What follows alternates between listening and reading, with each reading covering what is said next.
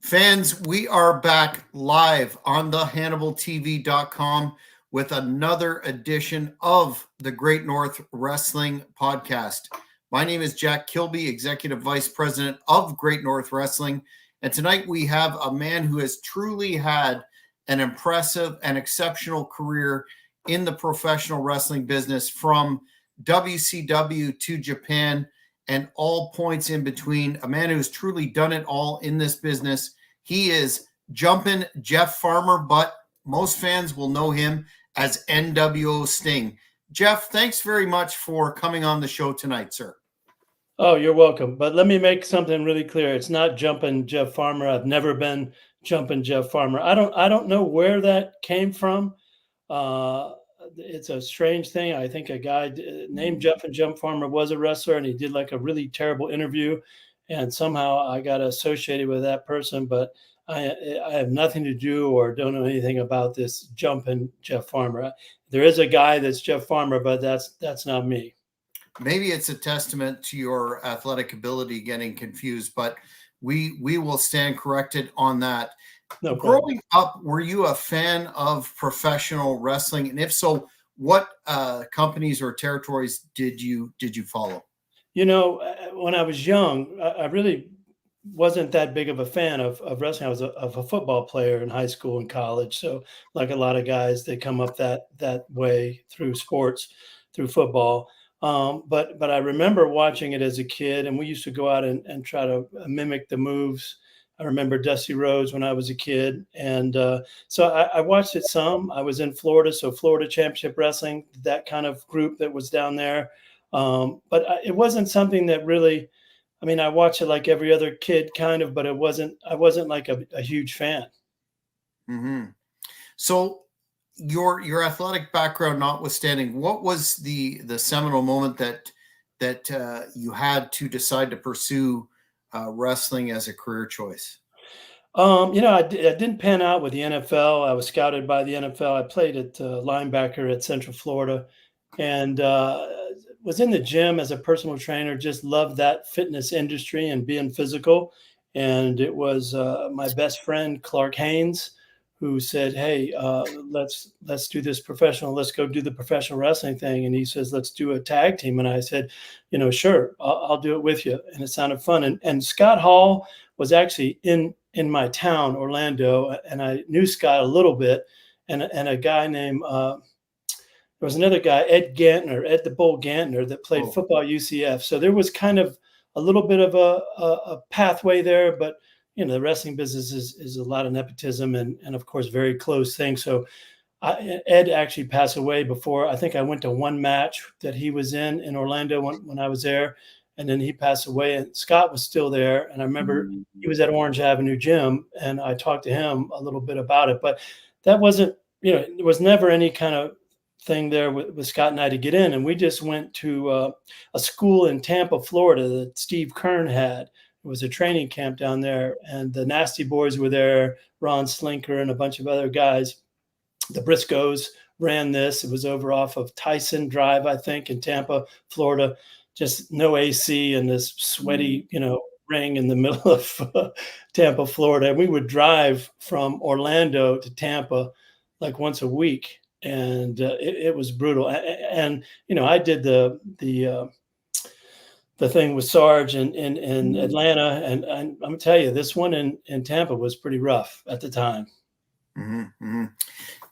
I also read that you, in addition to Steve Kern, you had some of your, correct me if I'm wrong, your training process facilitated by Blackjack Mulligan and Ole Anderson.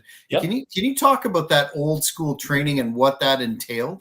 Yeah, I mean, I broke in with Steve Kern, so that would have been in Tampa, and they were definitely old school there, and it was rough, but I really got a lot of valuable stuff from Steve and my time in Tampa, and then we got a contract with WCW, so we went to Atlanta, but we were at the power plant. We had to go down as a part of our deal. We had to train at the power plant, so we were Clark and I were one of the early guys down there with Sarge and all the whole group. And so that's where Blackjack came in. Actually, I knew Blackjack a little bit from from when I was in Orlando in the IWF. He was working there they were the Smoking Guns at the time.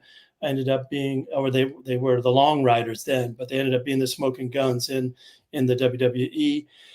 And so I knew Blackjack a little from there. And then Blackjack came to WCW when Clark and I were there, and was one of the coaches at the power plant along with Ole Anderson. And we were lucky because a lot of those guys rotated through, and we were able to train, not only with Sarge and Mike Winters and Pez Watley and all that crew, but we also had these veterans coming in, Mike Graham, Ole,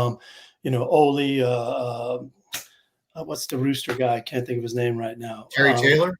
Terry Taylor. I really like Terry. So so those guys would come in, and Steve Regal. Sometimes we get people coming in, and so we really got some firsthand, good learning from those old school guys, and that's how I broke in old school, and that's a style that I learned, and actually Japan is where I probably really got it polished up and really understood the business. You think you know something and you realize how green you are, and then you go to other places and you start saying, hey, wait a minute, just because you're athletic or you can do some moves doesn't mean you understand the business, doesn't mean you understand the psychology, doesn't mean you understand all the nuances that go into a professional wrestling match. And that takes time and it takes experience. And when you're on the road like that and you're doing it every night, that's how you get that experience. That's how you get, really good at something. You have to just do it.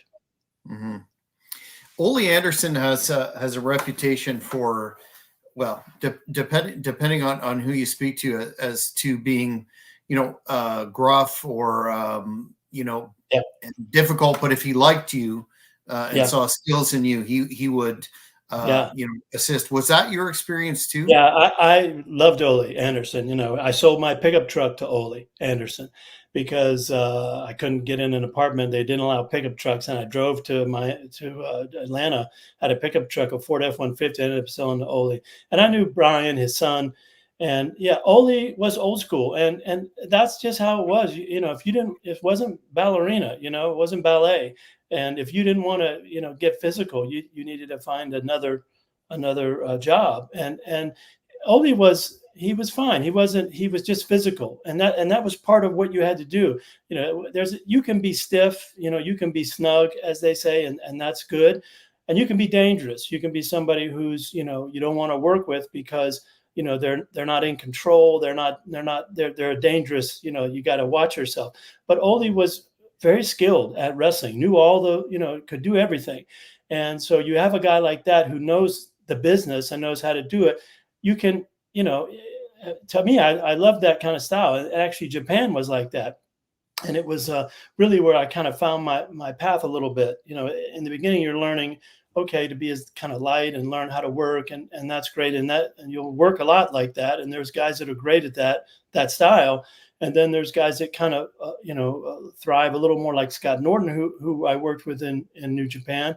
They're just big physical guys. And that's what they expect from you. They want to see you can't go out there and do a lot of finesse when your physique is a physical look, and they're expecting you to show power, and they're expecting you to kind of wrestle this way. So that's a tough thing. And Ole and Arn, they were the Minnesota Wrecking Crew, and they're supposed to be rough. They're supposed to be lumberjack guys, that you come into. You're not going to have it's not going to be a fun day, and you can't expect that. So again, Ole was a big influence for me in wrestling when I started there at the power plant.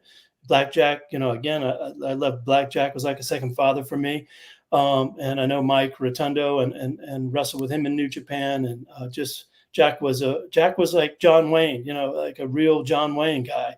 And when you're around those old school guys that have those values, and they, they tell you something, it's going to happen. It's not going to be.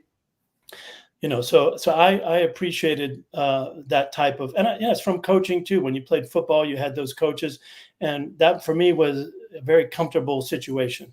Mm-hmm, mm-hmm. So you started in Florida, did a tour in Japan, and then started in after the power plant experience in WCW as Thunder and Lightning. Can you talk about how that team for the WCW paradigm anyway was put together? Yeah. So Clark and I started again. That's how I got into business. He's the one who said, "Hey, let's do this," and so we said, "Okay." And we actually came up with Thunder and Lightning like the day we decided to do it. We decided, okay, we can do capes. We thought it was a cool name, Thunder and Lightning, and we were thinking of the WWF at the time. I think it was still the WWF then.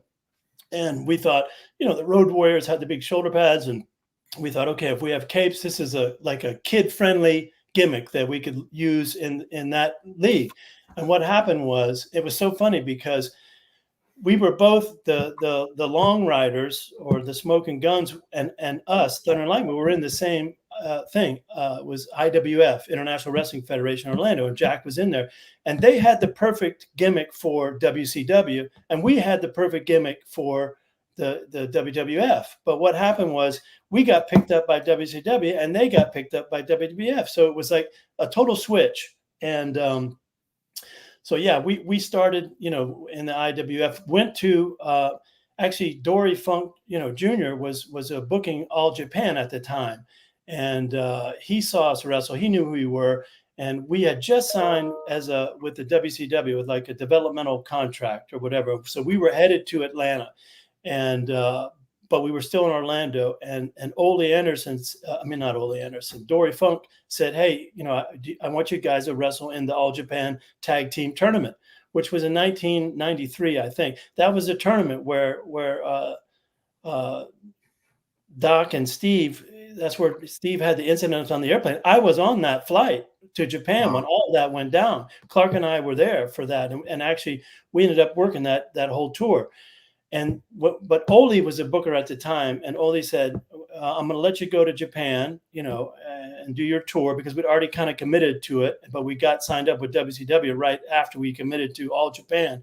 And he said, "I'm going to let you do the tour, and when you get back, we'll get things rolling in WCW." And that's what we did. We went to the tour for All Japan for Baba. Baba was still alive then, and he even got in the ring with us. Again, we were talking earlier about wrestling the legends. You get in the ring with Baba. That's just something not everybody can say. And so after that tour, we started with WCW, and we were on a developmental contract. So we were working, like Harlem Heat were there. We were wrestling tag teams matches with them, Bobby Eaton, and they were tagging us up because we were a tag team, but we were kind of still going down to the power plant, which was not a fun time, because you think, okay, I made it. And again, this is when you're thinking, you're green, you think everything, because we were the tag team champions in the IWF, with Eddie Mansfield. So we're tag team champions. We're like, we can do all this, and then you realize you don't know anything after. But at the time, going back to the camp after we'd already been to training school was like a kind of a step backwards. But in reality, it was a big step forward, because that's where, we had these greats like Ole and Blackjack and people that come down and say, "Hey, I know you think you know some stuff, but you don't know anything." And that was a big benefit for me. And a lot of fans remember your appearances on WCW syndicated TV, where you were getting wins against teams such as Benoit and Eaton and many others, including enhancement guys. I saw a match of yours a couple of weeks ago where you took on Bob Cook and a partner, and that was a damn good match for TV. Bob Cook is great. I like Bob too. It's funny because again, we thought we were, and this is just Clark and I not knowing, we were thinking, okay, we have this great Thunder and Lightning, we wear capes, we come out, it's a great look, right? And we did have a good, we had long hair, and we're kind of similar builds, so we're thinking, and we made the mistake actually of, and we didn't know any better. And Eric and Bischoff and I talked about it after, but it was, it was us, the Harlem Heat, the Cold Twins. There was lots of tag teams that were there in WCW at that time. And we had an attorney in Orlando that was like this hotshot attorney. And he's like, "Look, this contract is terrible. You guys aren't guaranteed anything. There's no, merchandising available." And we already had T-shirts made, like Thunder and Lightning T-shirts in the IWF, and we had fans wearing them. So we were kind of thinking, we want to get on all this merchandise stuff, and but we didn't know. And actually they met, and this was the booking committee. This was shortly after maybe a year or so after we were there. And they're like, because of this contract that we submitted saying we want X, Y, and Z, and we were willing to negotiate. And they basically came back and said, well, we're withdrawing our offer for your tag team. And this was like devastating, for us, because we had put everything into this. And we're like, whoa, can we talk about it? And it really was like one of those things where I guess we stepped on the wrong toes, whatever it is. And, we were basically let go of WCW at that time. So, and it's an interesting story because I ended up, I didn't know what to do really, because I was only a tag team wrestler and I was used to tagging with Clark. Clark was married. His wife's family had a trucking company that they had a successful company, and they were like, come work for us, and it was the right move for him, right? Because he had a family to support, and I get it. And for me, it was like, I was kind of all of a sudden a single wrestler. And I remember going back to the power plant, and this is when I came up with the Cobra character, and as kind of come back as a single. And Dallas Page was down there at that time too, at the power plant. And I remember just like not floundering. I went on tours in Europe, and I did a lot of international travel just as a solo wrestler, as Lightning on some of the, or tagging up with somebody as Thunder Lightning. We went to India, I went to Europe, and some other, things with other companies. So I was getting experience too, but I came back actually in WCW as a single wrestler, as Cobra. And that was like a big transition for me because I'd always been, a tag team wrestler. Mm-hmm, mm-hmm. Which we'll circle back to. I wanted to ask you though, before we leave your initial tag run there, you had some, I'm going to say this a lot, but you worked the who's who of a period where the best tag teams in the world were around, including Harlem Heat, the Yep. Godwins, Yep. Tex and Shanghai, and Pretty Wonderful. Do any of those stand out in your memory? Yeah, I mean, Orndorff and Roma had, we wrestled a lot of good tag teams. My favorite tag team was probably Harlem Heat. Clark and I wrestled them in a lot of little towns in Georgia, and of course, that was such a small venues where we had a lot of a fan base, and they had a lot of heat, and so it was great. And those two guys, Stevie Ray and Booker T, they were good. They were good workers. They understood the business. And we just kind of gelled with them. So I think some of that little run we did with them, was a blast. And I always liked working with the Harlem Heat. Mm-hmm. Of interest, when I was doing research, I noted that you did, according to at least the record anyway, one shot for the Global Wrestling Federation in the Sportatorium in Dallas. How did that come about? And was there anything more there, or did it just peter out? I'm not sure if I did that or not. So it was a Global Wrestling Federation. I did some stuff in Michigan and some other places like that, but I don't think I worked in Dallas at the Sportatorium. I don't think. Again, some of this stuff, I think, I say, I joke and say, and I've been hit in the head a lot, so I don't remember. But, I wrestled all over the place, but I'm not sure I wrestled there. I'd have to see the tape, and then that would kind of jar my memory if that's Mm-hmm. the case. Mm-hmm. Fair enough. So you transitioned to a single as the Cobra character. How did you land on that character per se, or was that some involvement with creative services, etc.? That was all me. Again, it was kind of the same. I just thought, okay, kind of a secretive paramilitary character would be kind of cool. I had a dog tag that I could give the kids, so that was like a little bit of an interactive, kind of like when Bret Hart did the sunglasses.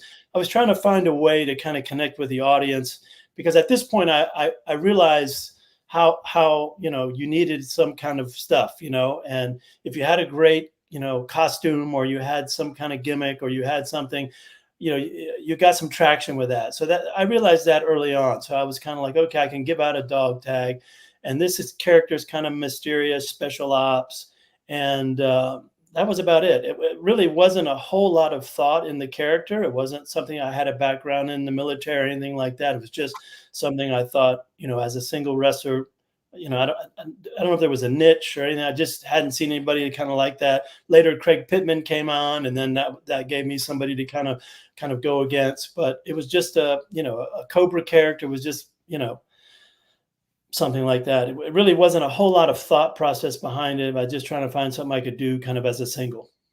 Mm.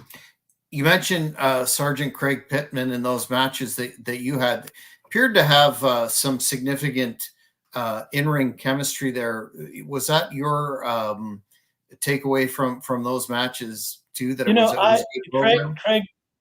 Craig was a legitimate, like Olympian or something. I know he had an amateur wrestling background with the Marines, and he was a real Marine, So, and big, strong guy, and definitely good to work with. Knew a lot of stuff. He had the code red, I think, was like an arm bar or whatever he used.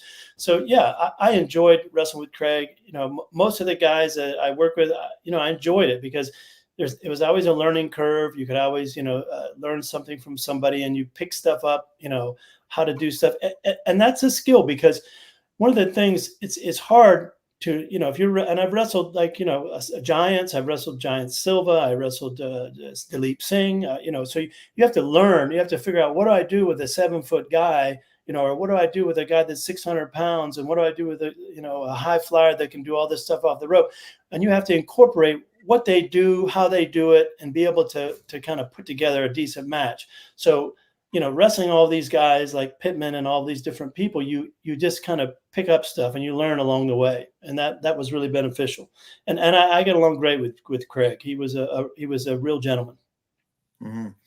In '95, I saw that you were part of the World War III ring battle royal. Do you have any that's something that generates some discussion to this day due to the concept, etc. What are your thoughts on that concept, and do you have any memories of that? Battle royals are frenetic to begin with, but 3 of them, it sounds like it's more difficult to work than one would expect. Yeah, I remember it. It's a cluster, I mean, you have all the guys in the ring, you can't obviously you do a match, you can't hit the ropes. You're just kind of kicking and stomping and punching, and it's fun because in a way it's like a night off for us, because obviously you're going to just do whatever. But the part that was hard was, I had to understand there was a lot of who's going out when and all that kind of stuff. So it was that was a little stressful, and never went as planned. There's no way you can have 50 guys in a ring and everything work out exactly. So, but yeah, it's an interesting concept. I mean, in a way it's terrible because, you're just a bunch of guys in there, and what do you focus on?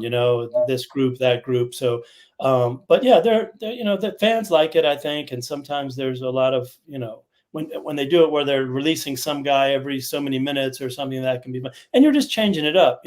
Sometimes that's the thing with wrestling. If you're wrestling us, every night the same stuff, sometimes people want to see a cage match. They want to see something different, so that you're mixing up the entertainment value a little bit. Mm-hmm. You, given your tenure in WCW, you mentioned earlier that you had some conversations with Eric Bischoff. What was your relationship like with him during the entirety of your time frame that you were there? Well, you don't have a lot of interaction with the suits so much, and obviously terrible in the beginning when I didn't know it was Eric necessarily. I think it was a team vote by the bookers. It was a big group of guys that were trying to figure out what they wanted to do talent wise, and the production of the show and all that. And I get that. That's a difficult job. And so you're just a talent. So you're just kind of, you have a different perspective. So, I didn't have a relationship with Eric really, because, Eric wasn't really, around that much with the boys. And if he was with, the top guys, and they're kind of hanging out and whatever. The more direction of the show is more going to be some of those top guys, and I was a mid-level guy at best. So you're kind of doing what you're told. You don't have a lot of say so on matches. You're not able to change finishes. You're not able to do a lot of stuff. And so therefore you really don't have much really creative control over what you're doing. You're basically at the mercy of the bookers and the people that are running the show. And unfortunately, that's has nothing to do with how good you are, your talent. So sometimes it's a matter of if you happen to be on the right side of a group, this clique over here, or they're going to pull you in, and you get along with them and they're friends, you're going to get a rub from that, or you're going to get a push from that. So that unlike real sports, where you have usually, not everything, of course, but you're based on your ability and your talent, and you're not going to get replaced with somebody just because they're friends with somebody. But that happens in this business. And again, there's not a lot you can do. But later, Eric and I patched it up, especially when I did the NWO Sting thing. That was I think a big part of what he was doing. And I was on a good relationship with Eric at that point when we did the NWO Sting. And then I saw him not that long ago. I went to Japan. I hadn't been over there in years, and they invited me over for a tour, a little short thing with a bunch of old guys like me. And he was there, and I saw him, and it was really nice to catch up. And I always liked Eric. I thought he was a really good guy. I thought he was a knowledgeable guy. He took the business serious. He was, he's listening and trying to learn and trying to do the right thing. And there's a lot of pressure, to this day. We had to race the WCW with the WWE, and there was the rating wars and all this kind of stuff. So there was a tremendous amount of pressure to produce a show and to make it good and to make it, everybody, keep the ratings and the rankings. And thankfully, that's not something I had to deal with, but Eric did. And so, at that level, it's a whole nother set of pressures. And I thought he did a great job, leading WCW at that point and getting it as high as it was. So, to this day, kudos to Eric and the rest of the people that were there at that time. Mm-hmm. Concur. So in 96 in War Games, you debuted as NWO Sting after wrestling a who's who of WCW beforehand in your former gimmick. How did that? How were you selected for that spot? And what was your experience like working that legendary gimmick match that a lot of fans to this day look back on very fondly?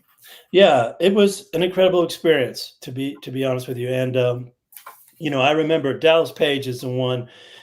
Cobra wasn't going that well for me at the time, and there's a lot of reasons. And so I was not really sure about what I was going to do, actually. And I remember it's a funny story. This is back in the day when they had the American Gladiators was really popular. I don't know if you remember that. Yes, sir. And I had tried out a long time ago as a contestant, and then they said, "We want you to be one of the gladiators." And so I went to a tryout to be a gladiator, and they said, "We want you to be a gladiator," but they said, "We want you to go to Europe," and because they had just started a European version of this.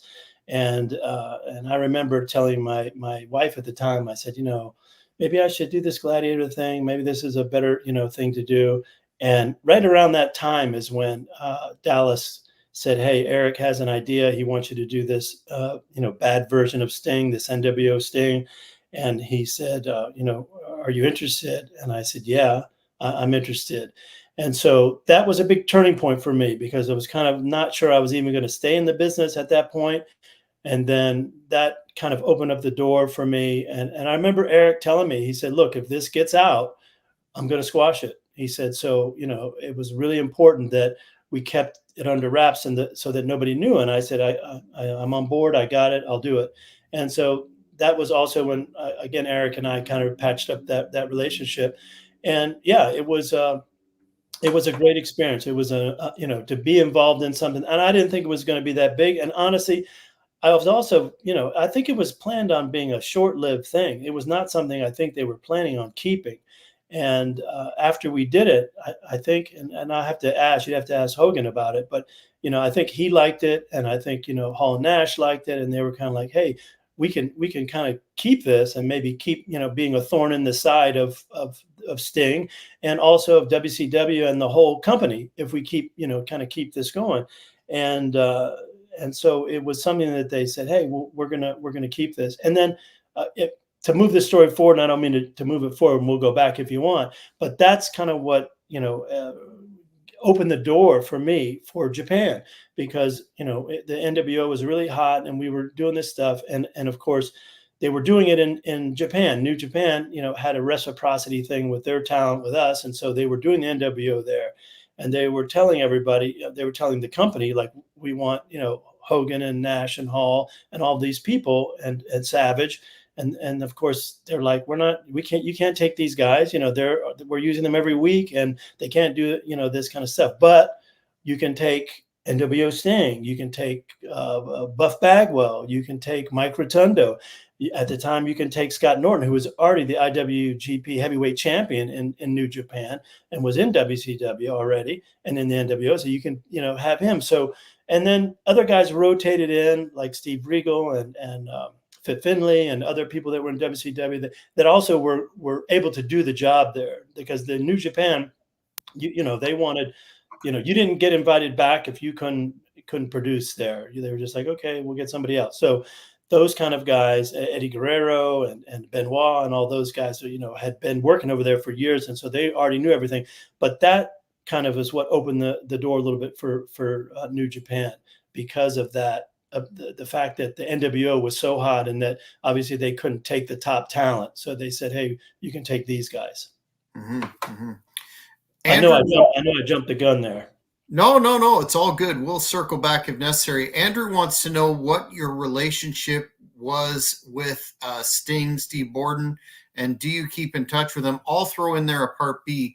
What are your thoughts on his longevity and the fact that he's just retiring in 2024? Yeah, Steve is amazing, and I respect Steve a great deal. And we had a good relationship, I think. I always admire Steve and what he was able to do. Great physical guy, had great athletic ability, knew the business, understood the psychology, had a great gimmick. And so, yeah, I like Steve a lot. I'm not sure how happy he was doing a copy of him, and when all that went down, and he wasn't sure if he was, he was up in the rafters and all this kind of stuff. So, and I don't know any of that stuff, right? That's like beyond my pay grade and whatever was going on. I'm just basically doing what I'm told. But and Steve, I really think, and I wish we would have had a chance to do it. It's just that him and I could have really done a lot of stuff, together as two Stings, as first we could have fought each other, NWO Sting versus him, that could have been, and it would have been huge in Japan. Believe me, they would have loved that match there, because they knew I was different than him over there. So it would have been a huge, huge match if they would have ever been able to do it. And then, I save him or whatever, he saves me, and we can do a, tag up together. That could have been another thing. So there was lots of potential there for Steve and I think, to do a lot of things that we never got a chance to do. But that again, who knows? But I'm a big fan of his. I always have. And when I broke into the business, I remember he was one of those guys. Not when I broke into business, when I came into WCW, he was one of those guys, along with Lex Luger, that I really looked up to, and were like, these guys are super professional. They really have, all they were working out, they were, doing everything right. And when you see that kind of stuff, you're like, oh, okay, that makes you think, wow, this is a really, a grade A, person. Mm-hmm. Aside from the time that you were in the ring with the rest of the NWO, Hogan, Nash, Hall, did you have a lot of interactions with them? Did you talk about creative or anything like that, or what was your relationship like with those individuals? I mean, we had a fine relationship. I wasn't at that level, right? So I wasn't there in the creative discussions. I was in the wings, listening, kind of not, minding my own business, not saying anything, just kind of happy to be there, so to speak, and basically doing what I was told. I mean, I listened to what they were saying and the directions they were trying to go and stuff like that. But, that was not, I wasn't, involved with them. They were courteous with me, fine, and I got along with it. And later, Scott Hall and I, wrestled in Japan. He wrestled over there, and I, I knew Scott Hall pretty well. And again, I was a big fan of Scott's. He was amazing for a big man, what he could do. He had incredible athletic ability, really had a great mind for the business, understood, the psychology, and was just one of the, one of the better wrestlers, especially at his size, that I've ever been experienced with. Mm-hmm, mm-hmm. A fan is asking back to Thunder and Lightning again, what your favorite match was in that tag team capacity. Wow. Again, I'd have to probably say Harlem Heat. We had some really good matches with. This is not in WCW, a little bit before, with the Smoking Guns. We had some great matches with them, Brett and Kip, and probably Harlem Heat. Just some of my favorites, just because they were just it was just a good. The matchup was good, and the styles matched, and the energy matched, and it was just one of those things that was a lot of fun to do. Mm-hmm.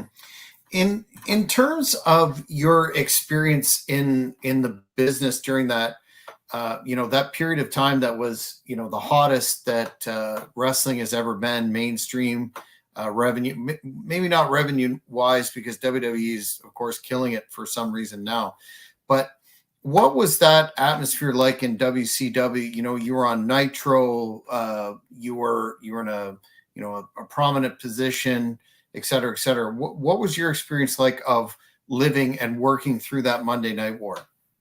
You were happy to be a part of it, right? And you knew you were, although my role was small, I was just glad to be a part of that. And you were very aware of what the competition was doing, and that there's a lot of pressure, especially on the top guys, not me, but the top guys, to really make a great show and keep the rankings up and keep those ratings high.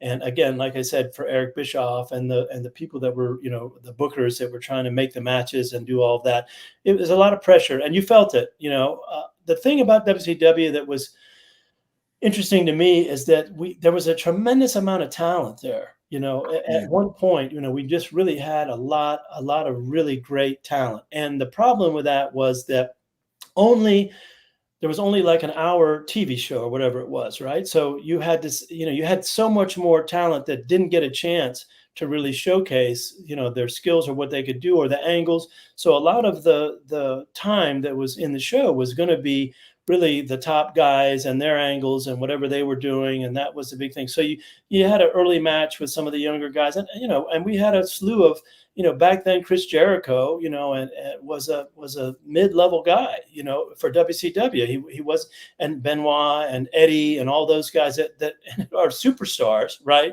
And became superstars, were mid-level. Dean Malenko, you had all these guys that were incredible workers and wrestlers, and there just wasn't enough, room in the company for everybody. So, they kind of they just, it was great. You had a job and you could work, and in the house shows you could work, right? But I'm saying for television, it was just a limited amount of exposure, and you weren't probably going to get that exposure unless you were, and not even if you were good, but, also you had to be one of the top paid high earners, because that's where the money is being spent. So they're going to make sure that they're getting their bang for the buck, so to speak, and those guys are going to be featured on TV. So that was not frustrating, but I didn't realize it at the time. I just thought it was like maybe a football team and you got 90 guys, right? But it's different, because you only it's not like you get in the game sometimes. So it was a little tough. But there's a lot of talent there. Yeah, absolutely. One of the greatest rosters of all time, in my opinion. Get this question a lot in terms of Chris Benoit and what your experience was like, notwithstanding what happened, the tragedy, et cetera, but what your experience was like with him in the ring, because I know you worked him. Yeah. I get this question a lot, and of course, it's a sensitive question and a tough question to ask. Obviously, what happened is just horrific and horrible, and you cannot minimize that in any way, right? And it's just terrible, right? But that being said, I knew Chris, and I had a good relationship with Chris, and he was an amazing worker, and I worked with him in Japan, and we got along great, and he was a friend of mine. So it's just I try to reason away. I know Chavo Guerrero has talked about it some like this, and you just try to figure out, like, you want to find a reason or something. And I go back to CTE. He used to do that diving headbutt a lot, and he had a lifetime of taking bumps, and maybe there was some brain damage in there, and caused him to not. You see it with football players that try to kill themselves. I don't know. I was on a podcast. I forget the guy's name, who was actually, knew a lot about that, and he asked me the same kind of question. And I'm like, you just hope it's something like that, because Chris was a good guy, for me and for what I knew, and again, there's no excusing the horrific situation that he did and what he was part of, and that's again, just a horrible tragedy. But I'd like to think, just on a personal note, that there was something that happened to him that caused him to do something so horrible. Mm-hmm. Got a question from a fan on social media who asked about what your memories and experience was like teaming with the late great Brian Adams in Japan. Crush. Yeah, Brian. There's so many guys. Brian was special, man. Brian was, again, one of those big guys, and Brian was also just an amazing individual. Like the heart, the big guys like that, a lot of them have the biggest hearts, and he was just a very giving, friendly, good guy, lovely person, and just an amazing, work in the ring, another big guy with a lot of skills, could move around, amazing agility. And, I was just glad to be, know him and be a part, of sharing, some of his life with him in Japan. And, I knew him in WCW too when he was there. So, he was just a really good guy. Mm-hmm. In 2002, I read that you had a dark match on Heat with WWF or WWE at the time, whichever it was at that transitional period. Given your success in WCW in Japan, did you have any sort of talks to join that company at any time during your in-ring tenure? It's funny because when I left WCW, I was actually already working full time pretty much with New Japan, and Masa Saito, who was really my boss over there and a mentor for me. Somebody I really loved was Masa Saito. And I remember JJ Dillon called me. This is right when WCW was folding up, and he basically said, we're not going to use you. You don't, or you're out, right, of the company. And so I was immediately thinking, okay, I'll try to look at something in the WWE, right? But I called Masa and called him in Japan because I was scheduled for the next tour over there in New Japan. I said, Masa, just want to let you know, I'm no longer with, WCW.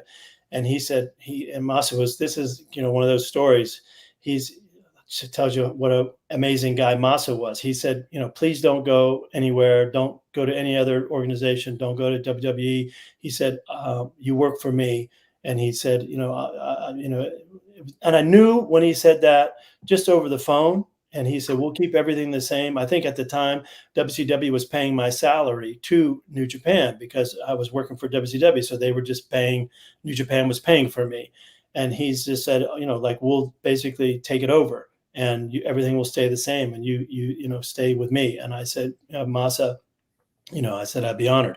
And so I remember I was married at the time, and I remember, drinking some champagne. I said, this has to be the only time I was fired and hired in the exact same, 30-minute span or whatever it was.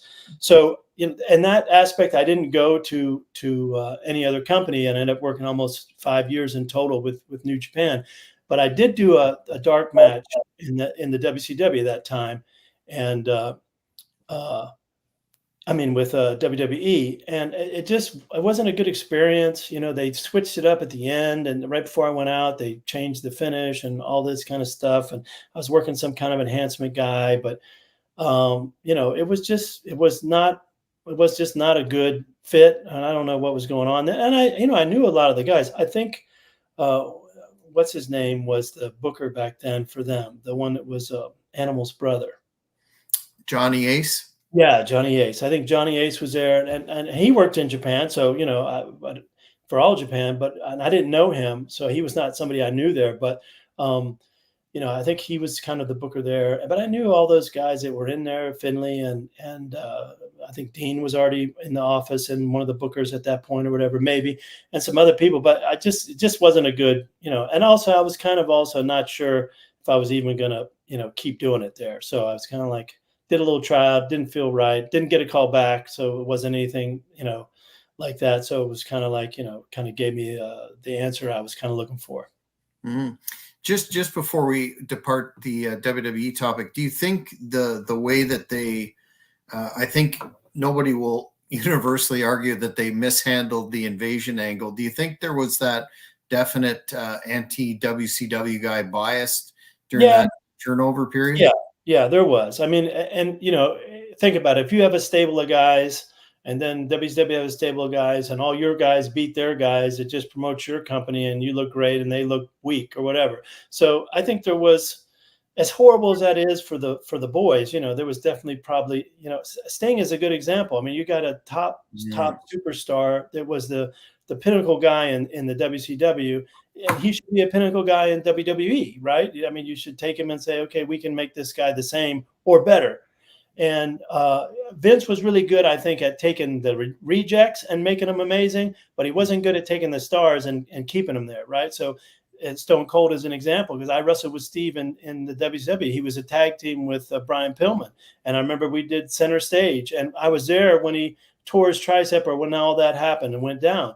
And, they didn't treat him right. He was another guy who was, wasn't the top guy at there, but when he went to Vince, he became the biggest star in the whole company. So I think he was good at that, but he wasn't good at maybe taking the top stars and kind of making them up, bring them up or whatever it was. So, and I think there was some, I don't know. I mean, you also got to, you have all your guys. So what do? You're going to not use your wrestlers, or they're going to just sit on the bench while you bring in WCW talent guys and they start, and again, as I said, there's a limited amount of time on TV. So you're either sitting your guys on the bench and putting all the WCW guys in there and making them shine. And then what does that say to your guys? So I think there was, the easier way was to probably say, hey, we can, make them lose, make our guys win. And, we'll keep them around maybe if we won. And if we don't, we'll cut them. Hmm. So it was probably not, I mean, I wasn't there for these kind of conversations, of course, but, obviously you influx, you have another, whatever, 100 guys to pick from. So you can kind of pick and choose who you want or who you don't want. If they're friends with somebody, maybe they're like having in. If they don't get along with somebody, they're going to be, jobbed out, whatever. There's lots of angles you can, there's lots of ways you can divide it up. Hmm. Politics for sure.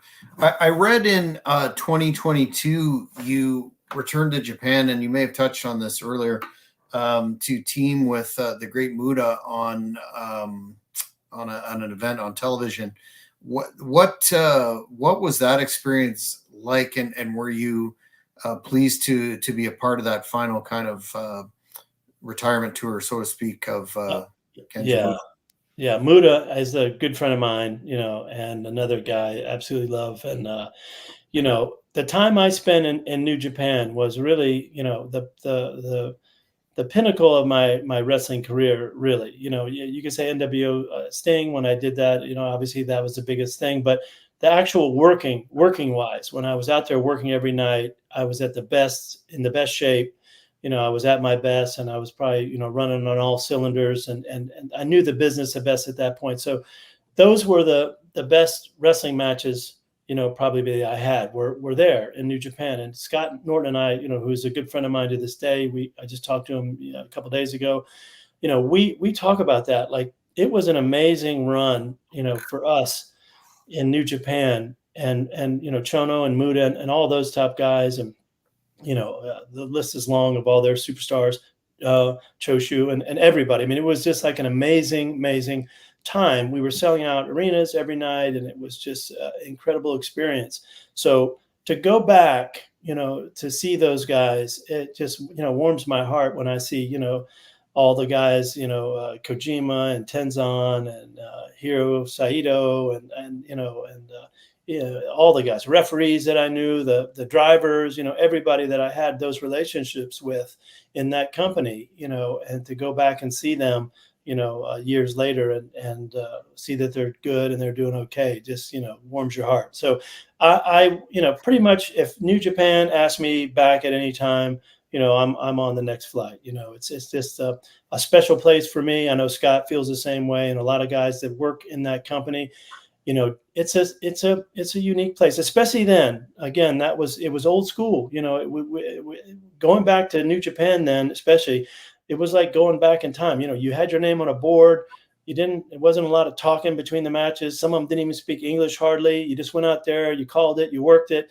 And it was like, that was old school wrestling for me. And I really, really thrived in that. And so, yeah, some of my fondest wrestling memories in the business. And like I said, I've wrestled everybody, but some of the best is definitely the times I had in New Japan. What are your, not sure if you pay attention to either of the current big two major products, but just wanted to know what your impressions were of that, if you did, and how ironic it is that at least the WWE is making, a tremendous amount of revenue, and it really doesn't resemble what wrestling was during your heyday.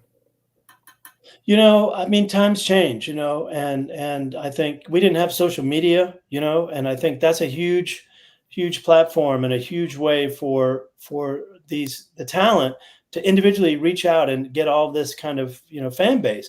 We didn't have that. So you were only marketed if they marketed you. If they pushed you, if they gave you some time on the TV, you got your marketing. Now, like, you could do it yourself, and you could say, hey, here I am, training and exercising, getting ready for, so in a way, you were at the mercy of the companies a lot. And now I think there's a lot more freedom for the talent to even change. You couldn't change companies, you just really hardly could change companies. You did at your own demise sometimes. Like, you kind of had to stay with the company, and they didn't, even if you weren't doing a good angle or whatever, you couldn't jump to go work somewhere else. They wouldn't allow it.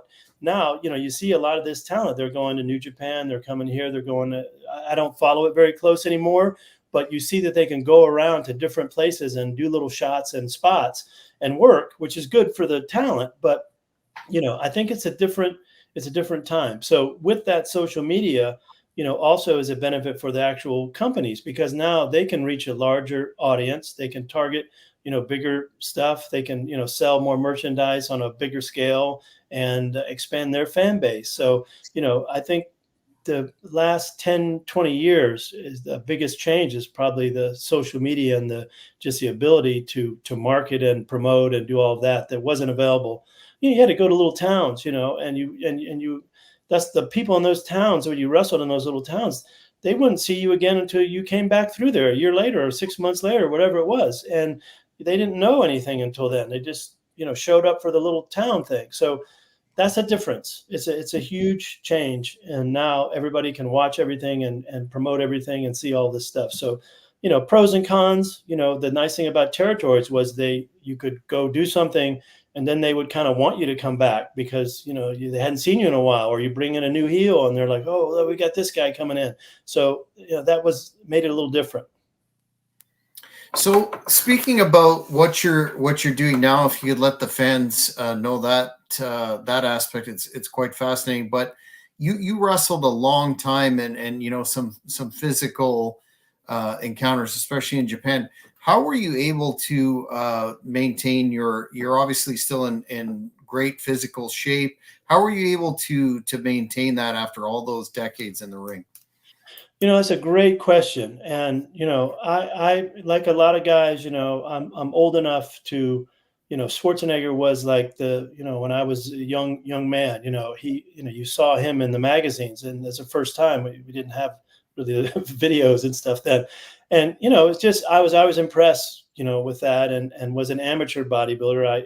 Actually, funny story, Clark, who was my tag team partner, and I competed in the same bodybuilding contest when we were like 17 or 18, and we didn't know each other at the time. And later when we met up, he's like, oh, I remember you were in the, the tall teenage division. He was in there. It was like kind of wild. But that was, and it was weird because back then, bodybuilding was not, mainstream. Like it was much different. So I grew up in that kind of physical era, and then got into sports, football, and you had to be an athletic position. And to answer your question in a roundabout way, is I got a personal training thing when I managed a gym. I'd always been in that business. So for me, it's always been exercise, and weight training has been a huge part of my life, and I've been doing it the entire time. So I think it kept me from getting some major injuries, knock on wood, and it kept me from getting so banged up. And I think if I hadn't done that, if I hadn't been exercising and lifting weights and weight training and doing all of that my entire career, that I wouldn't, and I still do it now. I go to the gym. I love working out. I was just there yesterday, and still do the training. So, and I'm going to do that, like Schwarzenegger said when he's like, he'll do it till he's dead. And me too, I'm just going to keep going until I can't do it anymore. And I think that has been, one of the reasons why, and I've had my share of injuries. Every wrestler has. It's a rough, way to make a living. It's a rough job, and you're going to get hurt. It's guaranteed you're going to get hurt. It's just how bad. And some people come back and some people don't. And, you just been fortunate in that regard that I was able to, stay active and stay physical and keep myself in pretty good shape. Tremendous. So, Jeff, where can the folks keep up with you on social media? And do you have any business or event that you'd like to promote? Because no, Jack, I went back to school, which is another story, and got a master's. I went back to the University of Miami, and so obviously it's a different path for me. And I'm not doing anything, social media, not promoting anything, don't have a business, don't have anything, just kind of enjoying my time on the planet and with my friends and family. So I really don't have anything remote, just but I appreciate, Jack, the fans and you, somebody who is really knowledgeable about the business. And it's always fun for me to talk to, because it's just, you're lucky to have been there. I'm blessed and grateful to have had the experiences I had in the business of professional wrestling, which was a long time. And I think about it all the time. Scott and I talk about it, the glory days. You don't want to sit back and talk about all that, but just grateful to have been a part of that history and to do it, and appreciate all the fans that are out there that still like wrestling. Well, sir, we very much appreciate your time, and we'll keep in touch to see if you have the time to do another interview, because I know the fans were really looking forward to this and did not disappoint. So once again, thank you very much. My pleasure. Well, fans, that's it for this live edition of the Great North Wrestling Podcast on the Hannibal TV. If you haven't already, please hit subscribe and keep up to date with our notifications as they come available. And we will see you next time, hopefully very soon, with some big interview announcements for 2024. And Happy New Year to everyone. Thank you for watching the Hannibal TV.